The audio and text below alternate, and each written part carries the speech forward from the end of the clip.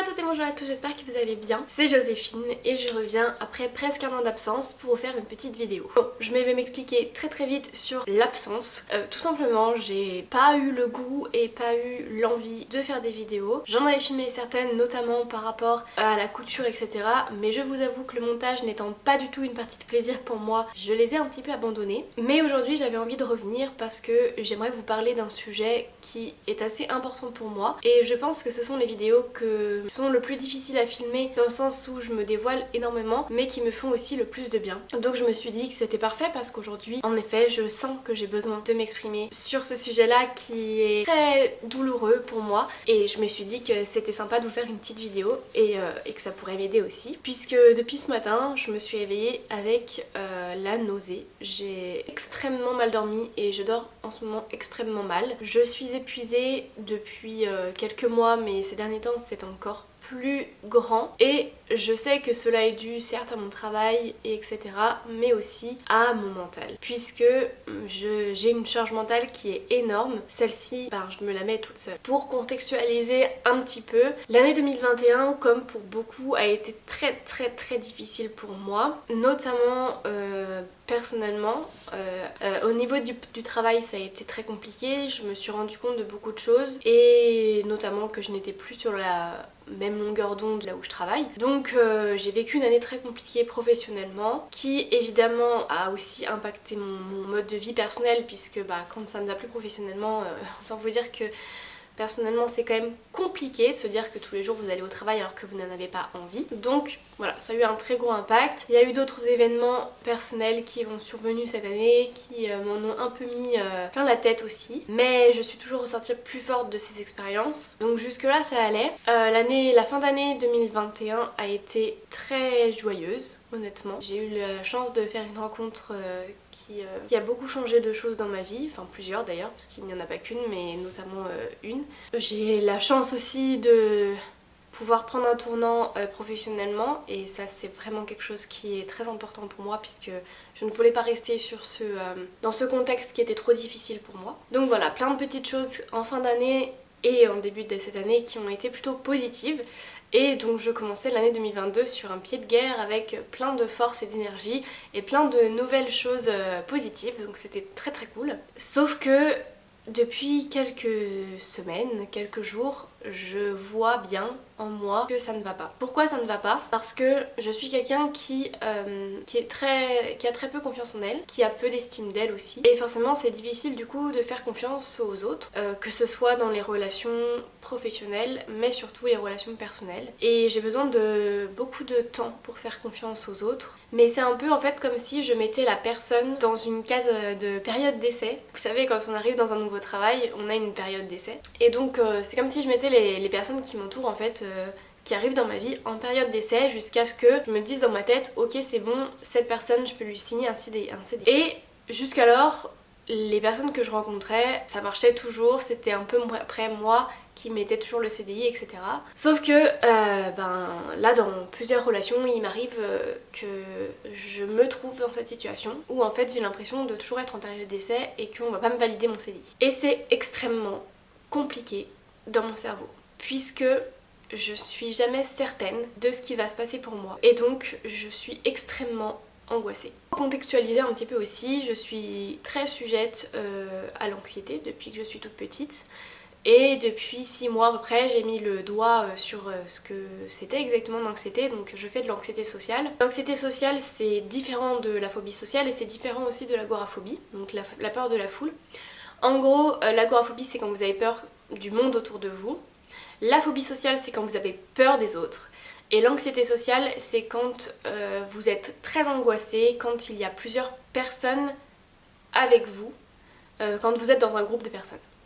Pour m'expliquer, c'est-à-dire que qu'il peut y avoir, je peux me promener dans la rue, je peux être dans une foule, dans un concert, il n'y a aucun problème, ça ne me pose vraiment pas de soucis, je vais pas forcément être très angoissée. Par contre, dès lors que j'intègre un groupe, qu'il y ait 3, 4, 5, 6, 20 personnes, ça devient beaucoup plus compliqué, dans le sens où dans mon cerveau, je me dis, ok, j'intègre ce groupe, donc je vais devoir parler à ces personnes. On est bien d'accord, personne ne doit rien faire, mais dans mon cerveau ça se passe comme ça. Je vais devoir parler à ces personnes vont me parler, et donc je vais devoir leur parler de moi, et donc m'exposer, donc m'ouvrir à eux. Et ça, c'est terrible. C'est terrible parce qu'en fait je m'aperçois de plus en plus, en avançant un petit peu sur le chemin de la connaissance de moi, que moi qui pensais être quelqu'un qui s'exposait et qui parlait d'elle hyper facilement et que tout le monde savait tout d'elle, je m'aperçois qu'en fait c'est que ma vision des choses et que c'est pas du tout la réalité. Puisqu'en fait les gens autour de moi ne savent pas le quart de ce que vraiment je peux penser ou ressentir. Je m'aperçois en fait que j'ai l'impression de dire beaucoup de choses à tout le monde et qu'en fait c'est juste mon impression parce que c'est complètement faux. J'ai toujours eu ce sentiment d'être vraiment une personne qu'on pouvait lire hyper facilement, d'être vraiment un livre ouvert pour les autres. Et c'était hyper compliqué d'ailleurs pour moi de penser ça parce que j'avais pas envie que tout le monde sache ce que je pouvais ressentir. Et je pense que je ressentais ça et que je pensais ça parce que je suis quelqu'un de très sensible, même d'hypersensible, donc je pleure très facilement. Il y a beaucoup de gens qui me mettent dans cette catégorie de personnes fragiles et faible parce que je pleure facilement. Aujourd'hui, moi je considère pas que je suis une personne fragile, ça dépend sur quel sujet, mais je considère pas que je suis quelqu'un de faible parce que je pleure. Pour moi ça veut rien dire. Pleurer c'est juste ma façon d'exprimer mes émotions. Donc comme je vous le disais dans une précédente vidéo, que je sois en colère, que je sois triste, que je sois joyeuse, que je sois terrorisée, enfin voilà, tout un panel d'émotions, la plupart du temps ce que je vais faire c'est que je vais pleurer. Quand je suis angoissée, je pleure encore plus. Ce qui me mène souvent à des crises d'angoisse. Et c'est ça qui est compliqué aujourd'hui. C'est compliqué parce que en ce moment je suis très anxieuse et jusqu'à il y a pas longtemps j'arrivais facilement à dépasser mon anxiété et à revenir dans le rationnel et à me dire là ce que tu penses c'est tes pensées automatiques, c'est pas ce qui va se passer réellement. Arrête de voir toujours le verre à moitié vide, c'est pas possible. Surtout qu'en plus c'est pas ma nature. C'est vraiment quand je suis angoissée et quand je suis anxieuse que je vais voir le verre à moitié vide. Sinon, honnêtement, je le vois plutôt à moitié plein. Mais il y a des périodes où ça va moins bien et où du coup je vois le verre à moitié. Là, en ce moment je suis dans une période où je vois le verre à moitié vide. Sur tous les sujets. Parce qu'il n'y en a pas un qui prime. Voilà, il y a plusieurs sujets sur lesquels je vais voir le verre à moitié vide. Et évidemment, qu'est-ce que je vais penser en premier lieu? Ça va être, de toute façon, tu es quelqu'un de pas intéressant, tu es quelqu'un de pas assez intelligent, de pas assez bien. Les personnes autour de toi peuvent trouver 1000 fois mieux, que ce soit en termes de professionnels, ils peuvent trouver facilement mieux que toi et avec plus d'expérience, etc. Les amis, ils peuvent trouver quelqu'un qui est beaucoup plus disponible, qui est beaucoup plus à leur écoute, qui est beaucoup plus intéressant, qui va pas se plaindre tout le temps que toi. La personne que tu fréquentes, elle peut trouver plus facile, elle peut trouver aussi quelqu'un de mieux parce que toi t'es trop angoissée, tu penses trop de choses, tu vas te dire trop vite que du coup t'es pas assez bien pour cette personne, tu vas douter de toi parce que je sais pas des autres que je doute. Je tiens bien à préciser ça. Je ne doute absolument jamais des personnes qui sont en face de moi, que ce soit dans toutes les relations possible que je peux avoir, c'est toujours de moi que je vais douter. C'est toujours de moi que je vais pas avoir confiance. Eux, pour moi, ce sont des personnes qui sont presque parfaites. Déjà, premièrement, pourquoi? Parce que elles ont bien voulu de moi dans leur... Ça peut paraître hyper con dit comme ça, mais c'est vrai. Parce que je pars du principe que pourquoi moi on voudrait m'avoir dans sa vie, je comprends pas. Et sincèrement, je vous le dis clairement, je comprends pas pourquoi est-ce qu'on voudrait m'avoir dans sa vie. Je comprends pas pourquoi les gens peuvent se dire que je suis intéressante, pourquoi ils peuvent m'aimer en fait. Vraiment. Je comprends pas. Il y a pas longtemps, j'en ai parlé un petit peu à quelqu'un qui m'a répondu en fait les goûts et les couleurs ça se discute pas. Et j'ai trouvé cette phrase hyper drôle parce que je me suis dit ouais c'est vrai, mais c'est pas pour autant que je vais comprendre. Même si les personnes peuvent me dire mais arrête de te dévaloriser autant, arrête de te dire que t'es aussi nulle et que t'es pas importante et qu'on t'aime pas et que machin, mais dans ma tête je pars du principe, dans ma tête, même pas je pars du principe, c'est je fais le parallèle. Moi je me dis, moi je me trouve pas importante. Donc pourquoi les autres me trouveraient importante? Et honnêtement, c'est ça le plus dur. Le plus dur c'est même pas que les autres pensent ce qu'ils pensent de moi, parce que en soi je ne sais pas ce qu'ils peuvent penser de moi puisque...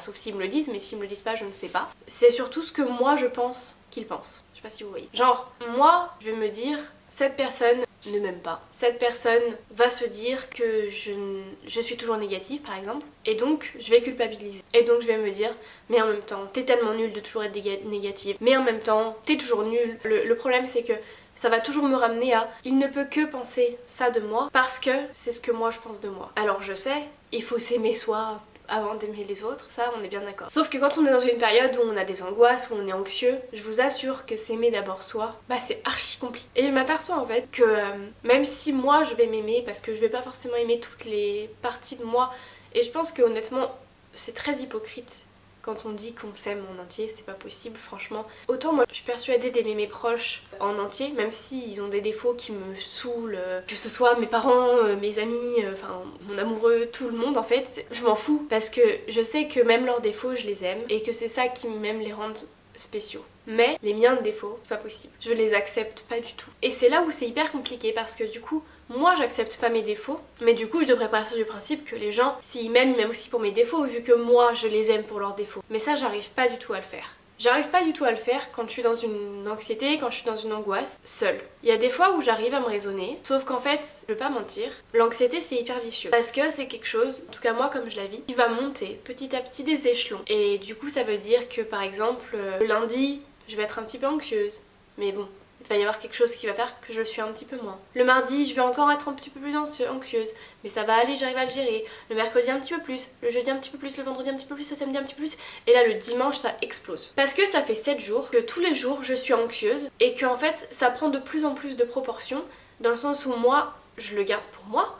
Parce que c'est ça aussi le pire, c'est que dans ces moments-là, j'en parle pas. Quand je suis anxieuse comme ça, je ferme ma gueule, je reste chez moi, sous ma couette, je pleure toute seule, j'écris à la limite, mais j'en parle pas. J'en parle pas parce que je me dis, j'ai pas envie de saouler les autres, j'ai pas envie que les autres se disent que je suis relou, j'ai pas envie qu'on me laisse tomber en fait. Donc je préfère rester toute seule. Je préfère rester toute seule parce que je me dis, de toute façon, ça pourrait pas aller pire.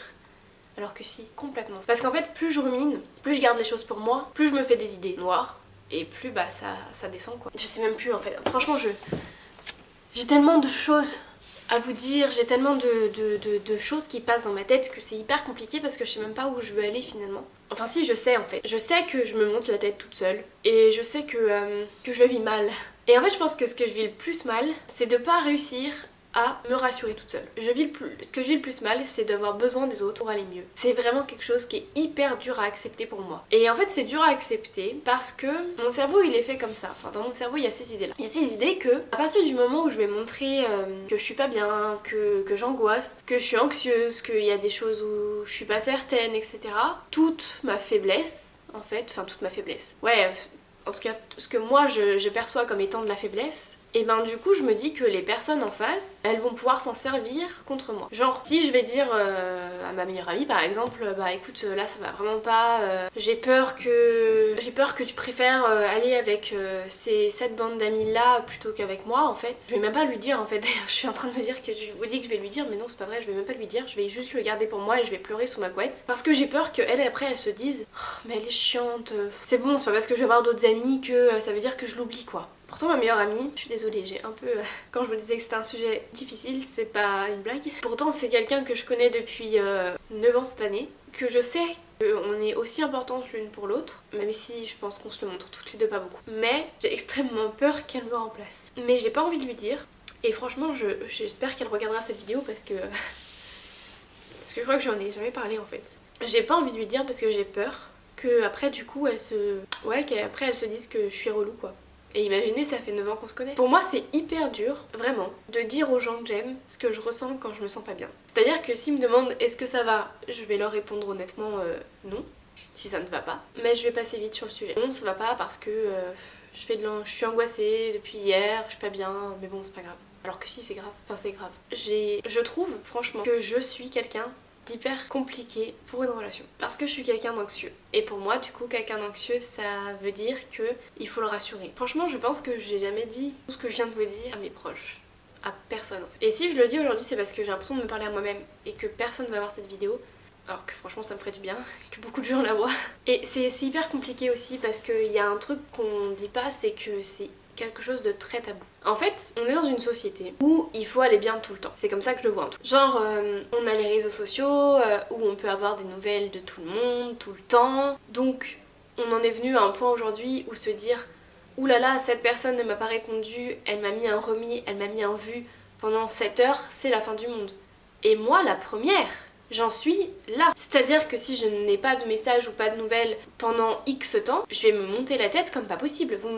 Enfin, dire, on peut pas s'en rendre compte. Mais si j'ai pas de nouvelles, par exemple, de meilleure amie pendant 3 jours, même juste en voyant ses stories ou des trucs comme ça, je vais pas être bien. Si j'ai pas de nouvelles de mon amoureux de la journée, je vais pas être bien. Si j'ai pas de nouvelles de ma famille pendant X temps aussi, je vais pas être bien. Parce que on a l'habitude aujourd'hui de toujours être connecté en fait. Et de toujours avoir des nouvelles de tout le monde tout le temps. Donc forcément, dès qu'on n'a pas de nouvelles, ou en tout cas que ça prend plus de temps, ben pour les personnes anxieuses c'est compliqué. Et pour moi c'est compliqué. Je vous assure que franchement si je pouvais, et vous allez me dire fais-le, mais je pense qu'on est tous d'accord pour se dire que on vit dans un monde où c'est quand même compliqué. Mais si je pouvais, je mettrais mon téléphone, j'éteindrais mon téléphone pendant une semaine et je ne le toucherais plus. Mais je ne le fais pas. Je ne le fais pas déjà parce que aujourd'hui j'habite seule et que du coup si j'éteins mon téléphone, ben, j'ai l'impression d'être coupée du monde. Bon des fois ça fait pas de mal mais là en l'occurrence c'est compliqué. Parce que j'ai envie d'avoir des nouvelles de mes proches. Parce que j'ai besoin en fait de ce... J'ai besoin de ça en fait dans ma vie. Concrètement j'en ai besoin. J'en ai besoin sinon je me sens nue, sinon je me sens seule et sinon c'est encore pire que tout. Si j'ai pas mon téléphone, c'est encore pire que... Mais si j'ai mon téléphone et que je vois que j'ai pas de nouvelles depuis 3 jours, c'est encore pire que tout. En fait, c'est ça qui est super compliqué. C'est ça que je voulais vous dire au début. C'est que quand j'en parle, ce qui arrive rarement, parce que je m'expose rarement sur ma vulnérabilité ou mon anxiété, les gens vont me dire mais non t'inquiète etc.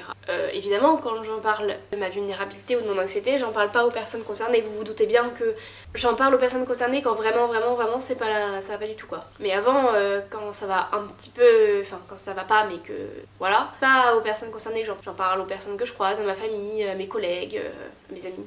Et pas aux personnes concernées directement. Mais le problème c'est que voilà, les personnes à qui j'en parle, elles vont me dire mais par contre lui dis pas trop parce que tu sais cette personne va peut-être mal le prendre. C'est quand même vachement compliqué non? Enfin je veux dire du coup c'est moi qui culpabilise d'aller mal parce que j'ai de l'anxiété et c'est tout. Mais du coup c'est pas grave si moi je pleure pendant 7 jours sous ma couette. Il y a quand même un décalage non? Un problème quelque part. Je comprends hein, que les gens ils ont pas forcément envie d'entendre les entre guillemets les malheurs, les pensées négatives des autres. Et franchement moi si quelqu'un venait me dire bah si, voilà, on va prendre cet exemple. Par exemple, je partais avec une copine pendant 3 jours et que... ce qui est déjà arrivé d'ailleurs, et que ma meilleure amie me disait ouais, t'es partie avec un tel pendant 3 jours, tu m'as même pas dit, pourquoi, etc. Moi, qu'est-ce que je me dirais? Je me dirais bah ouais, enfin je peux comprendre en fait. Je peux comprendre qu'elle ait mal pris. Peut-être parce que je ne l'avais pas prévenue, peut-être parce que nous aussi on devait partir et que je l'ai fait avec quelqu'un d'autre, parce que... Il y a plein de raisons en fait. La seule chose que je devrais prendre en compte, c'est ce qu'elle a ressenti et pas ce que moi ça me fait. C'est hyper facile dit comme ça et franchement je suis quelqu'un de très empathique et donc quand je vois que les gens vont pas bien, quand je vois que bah, quelqu'un peut me dire quelque chose comme ça, qu'il est pas bien etc. par rapport à quelque chose que j'ai fait ou par rapport à quelque chose que j'ai pas fait d'ailleurs, je vais pas forcément le prendre pour moi et je vais essayer de rassurer cette personne et au contraire je vais me dire bah en fait ça nous a fait avancer et c'est super positif. Mais par contre dès lors que c'est moi qui dois parler à quelqu'un parce que j'angoisse de plein de choses, il peut y avoir tellement de choses qui me font angoisser, enfin je vous dis ça peut vraiment partir de rien à beaucoup de choses. Mais moi je vais me dire j'en parle pas, je vais pas lui dire parce que j'ai beaucoup trop peur que sinon cette personne me laisse tomber. En fait, j'en reviens toujours à ça. J'en reviens toujours à mon problème, à ma peur de l'abandon et à ma peur du rejet. Pourquoi? Parce que ça m'a beaucoup arrivé. Dans les amitiés, je me suis fait quelques fois rejeter sans comprendre pourquoi. Je me suis quelques fois fait abandonner sans comprendre pourquoi. J'ai jamais eu d'explication en fait. Et dans mes relations avec des hommes, c'est pareil. Il y en a très peu où ils ont été gentils en fait. Il y en a très peu qui m'ont pas abandonné. J'ai pas eu énormément de relations, hein, je vais pas mentir, j'en ai pas eu 500. Je pense que ça doit se compter sur les doigts de deux mains, je dois dû en avoir une dizaine à peu près. Mais sur une dizaine, je pense qu'il y en a au moins... Il y en a 3 qui m'ont pas abandonné, ça fait beaucoup quand même. Et les autres, ils m'ont abandonné pourquoi? Bah parce que je leur ai expliqué ce que je voulais. Je leur ai expliqué ce qui n'allait pas pour moi. Et du coup... disparition totale du jour au lendemain. Du coup après ça, je me dis que c'est quand même vachement compliqué pour quelqu'un de faire confiance et de se faire confiance à soi en fait.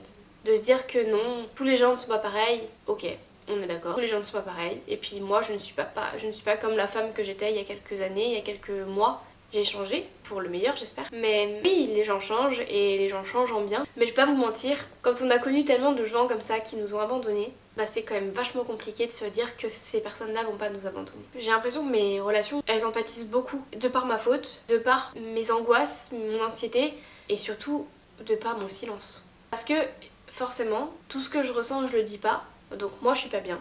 Mais la personne en face elle peut pas le savoir. Parce que concrètement je suis la seule personne à être tout le temps avec moi hein. Et je suis la seule personne qui est tout le temps dans ma tête. Je vois pas comment les autres ils pourraient savoir ce que je pense. Je me mure au silence parce que j'ai peur. Sauf qu'aujourd'hui je me dis en fait que le silence il me fait quand même vachement souffrir. Je sais vraiment pas où je vais dans cette vidéo, je suis désolée. En plus la lumière s'assombrit de minute en minute. Mais j'avais besoin de le sortir parce que vraiment, je crois que je suis pas capable encore en fait de le dire à haute voix aux personnes qui m'entourent, mes proches. Je suis pas encore capable de leur dire à quel point je suis vulnérable. Et pourtant j'ai tellement besoin et tellement envie qu'ils le sachent. Mais parce que franchement ça me fait tellement peur et depuis tout à l'heure je fais que de ravaler mes larmes. Et parce que je me suis rendu compte en fait aussi que finalement je m'autorisais à pleurer. En fait je pleure très facilement mais il y a que certaines personnes devant qui je l'assume. Et honnêtement elle se compte sur les doigts d'une main. Et c'est hyper compliqué en fait pour moi de pleurer parce que je crois que même moi-même, devant moi-même je m'assume pas de pleurer en fait. Je sais pas si vous êtes comme ça mais je me regarde jamais devant un miroir quand je pleure. C'est impossible. Et je pense que c'est vraiment le travail à faire. Aujourd'hui, il faudrait que je travaille sur ma vulnérabilité et que j'accepte ma propre vulnérabilité et que je me dise qu'en fait, on est tous vulnérables. On a tous des moments où on est moins bien, que c'est normal. On a tous des moments où on a des doutes. On a tous des moments où on a besoin de quelqu'un d'autre pour nous rassurer parce que bah là, en fait, ça nous dépasse complètement. Mais concrètement, c'est quand même vachement difficile. C'est vachement difficile d'accepter sa propre vulnérabilité et de se dire que tout le monde est pareil. Et c'est vachement difficile parce que personne ne le montre. Et du coup, avec cette vidéo, j'aimerais montrer que oui, je le suis. Et que c'est difficile pour moi de le montrer. Parce que vraiment, je vous assure que c'est la chose la plus dure pour moi. Sincèrement, de montrer ma vulnérabilité, de montrer que ça va pas. Vraiment quelque chose qui est très difficile à faire. Mais aujourd'hui j'en ai marre. J'en ai marre de garder ça pour moi. J'en ai marre d'avoir ce poids sur mes épaules, de pas être bien, de pleurer dans mon lit toute seule pour rien. Parce que concrètement, oula... Concrètement, il n'y a rien en fait qui fait que je pourrais pleurer dans mon lit. Enfin franchement, en ce moment, il y a que du positif dans ma vie. Mais allez savoir pourquoi je pars en crise d'angoisse et en crise d'anxiété tout seul. Pour rien, pour rien.